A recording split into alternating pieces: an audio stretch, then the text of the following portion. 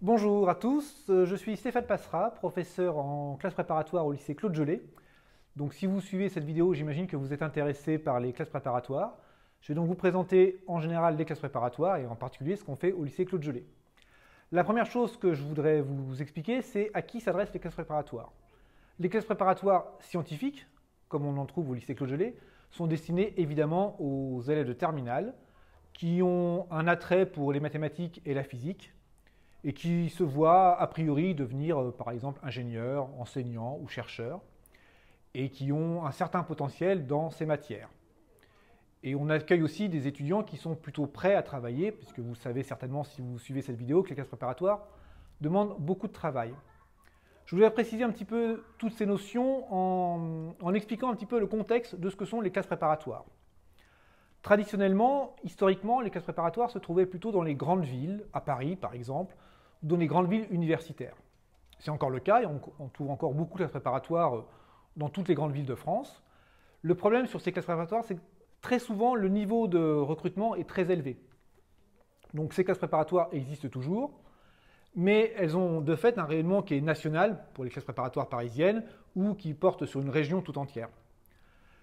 Et de fait de ce rayonnement, on trouve évidemment dans ces classes préparatoires des élèves qui ont un niveau élevé, d'une part, et d'autre part, on trouve des classes préparatoires où les classes sont très chargées. Très souvent, dans ces lycées-là, on va trouver des classes avec environ 50 élèves.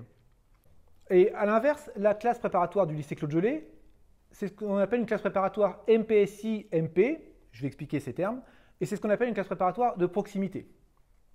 MPSI-MP, ça veut dire, si vous prenez les premières lettres, MP, SI et MP, ça veut dire qu'on fait essentiellement des maths et de la physique. Alors essentiellement, ça ne veut pas dire qu'on fait que des maths et de la physique, on fait aussi de l'anglais et du français, mais les matières dominantes sont les mathématiques et la physique. Donc naturellement, ça s'adresse à des lycéens qui ont pris comme spécialité maths et physique et qui ont un certain goût pour ces matières. Donc ça, c'est quand même le premier critère, d'avoir un certain niveau et une certaine envie de faire des mathématiques et de la physique. Maintenant, qu'est-ce que ça veut dire classe préparatoire de proximité ? Contrairement aux classes préparatoires dont j'ai parlé tout à l'heure, qui ont un rayonnement sur toute la France ou sur toute la région, nous, ici à Épinal, on va recruter grosso modo sur tout le bassin vosgien et un petit peu au-delà.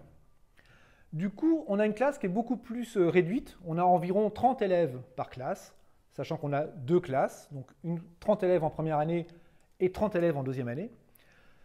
Du coup, ça fait une pression moindre sur les élèves parce qu'ils sont moins nombreux. Nous, en tant qu'enseignants, ça nous autorise à consacrer plus de temps à chaque élève.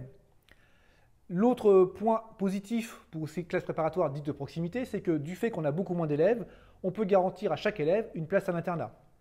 Par ailleurs, on a une ambiance de travail qui est certainement plus apaisée, dans la mesure où on va accueillir des étudiants qui certes avaient le potentiel pour aller en prépa, mais aussi des étudiants qui ne se voyaient pas forcément en prépa, qui ne se voyaient pas forcément réussir parce que les classes préparatoires ont parfois mauvaise réputation, et qui donc n'avaient pas un dossier suffisamment solide pour prétendre à des grandes classes préparatoires comme on en trouve par exemple à Paris. Donc on a un public qui est sûrement un peu plus hétérogène et qui est plus réduit, puisque comme je l'ai dit, il y a assez peu d'élèves par promotion. Ça c'est pour le contexte. Et donc à partir de ça, une fois qu'on a compris ça, une fois qu'on a compris que les classes préparatoires de proximité, on essaie de travailler un petit peu différemment par rapport aux classes préparatoires qu'on va trouver par exemple à Paris, il est intéressant après de regarder les résultats de nos élèves lorsqu'ils passent leur concours. Et en fait, quand on observe les résultats de nos élèves et qu'on les compare à des résultats d'élèves en prépa de proximité, on a des résultats qui sont tout à fait satisfaisants. Alors je vais citer nos résultats récents. Je vais parler d'écoles d'ingénieurs. Donc par exemple, on a des étudiants qui sont allés à Centrale Lyon, qui sont allés à l'ENSIMAG, qui sont allés au MIT de Nancy, qui sont allés au MIT de Saint-Étienne. Donc tout ça, ce sont des écoles d'ingénieurs qui ne sont pas forcément les plus connues, parce qu'évidemment, on a tous en tête Polytechnique. Mais effectivement, nos étudiants ne réussissent pas forcément en Polytechnique. Néanmoins, ce sont des étudiants qui réussissent leur scolarité, puisqu'ils réussissent leur concours en fin de deuxième année et réussissent à devenir ingénieurs. Je vous remercie de m'avoir écouté. N'hésitez pas à prendre contact avec le lycée si vous voulez plus de renseignements sur les classes préparatoires, et en particulier sur les classes préparatoires au lycée Claude Gelée. Il est aussi possible d'accueillir des élèves de terminale en immersion, c'est-à-dire qu'ils viennent pendant une demi-journée à peu près, voir comment est la vie de la classe en classe préparatoire. Merci de votre écoute. À bientôt, j'espère.